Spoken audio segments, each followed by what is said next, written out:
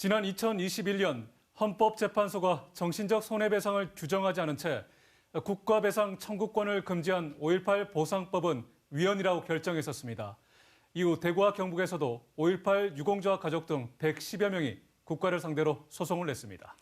국가가 정신적 손해를 피해자들에게 배상하라는 판결이 대구에서 처음으로 나왔는데요.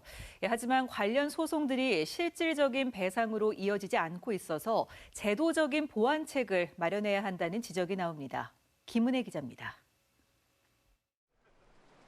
1980년 당시 대구 지역 대학생이었던 5.18 유공자와 그 가족들은 지난 2021년 말 국가를 상대로 손해배상 청구 소송을 냈습니다. 이들은 군부 세력에 저항하는 시위와 활동을 했다는 이유로 불법 체포에 이어 구금까지 당했습니다.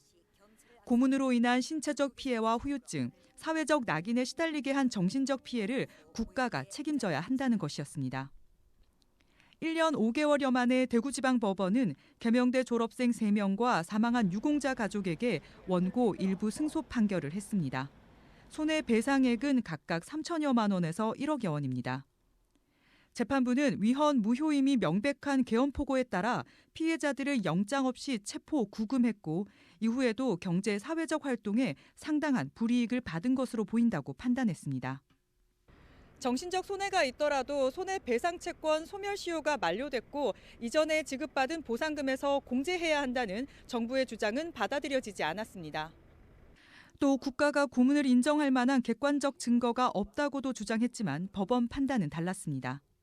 체포를 하고 구금을 하고 또 수사를 진행했고 거기에 따른 재판을 받은 것 자체, 그 전체의 과정 자체를 이번에는 법원에서 1년의 작용 자체를 하나의 불법 행위로 구성을 해서 거기에 대해서 국가의 책임을 물었다는데 그 의미가 있습니다. 하지만 지속적인 사찰과 감시는 증거가 없다며 인정되지 않았습니다.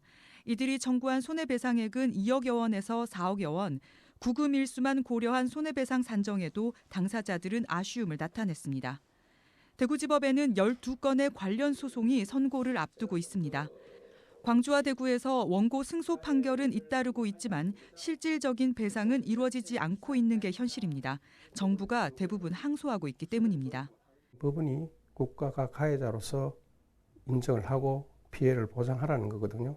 법무부가 거기에 반해서 폭력이나 고문에 대한 증거가 없다고 해서 항소한다는 것은 피해자에 대한 2차 가해다라고 저희들은 생각을 하고 5.18 유공자들에 대한 정신적 피해 보상을 개별 법원에 맡기지 말고 입법을 통해 제도로 해결해야 한다는 목소리도 여전합니다. MBC 뉴스 김은혜입니다.